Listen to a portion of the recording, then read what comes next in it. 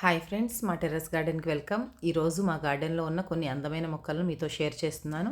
ముందుగా ఇప్పుడు మీకు టమాటా మొక్కలు అయితే చూపిస్తున్నాను చూడండి. అవి అయితే పూర్తిగా పండలేదు, కానీ పచ్చికాయలు చాలా అయితే వచ్చాయి.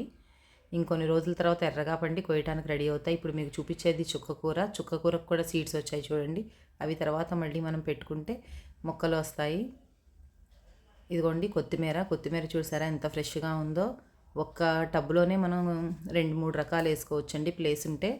ఇది వచ్చేసి పాలకూర. పాలకూర కూడా చక్కగా గ్రో అవుతుంది చూడండి. దాని పక్కనే ఉంది పసుపు కొమ్ము మొక్క అండి. అది కూడా చాలా చక్కగా ఉంది చూడండి. టమాటాలు అయితే చాలా అంటే చాలా వచ్చాయండి. చూస్తున్నారు కదా, దానిలోనే కొత్తిమీర కూడా వేసాము. కొత్తిమీర చూడండి ఎంత ఫ్రెష్గా ఉందో. టమాటాలు కూడా చాలా వచ్చినాయి. ప్రతి ఒక్క కుండీలో టమాటా మొక్కలు ఉన్నాయండి.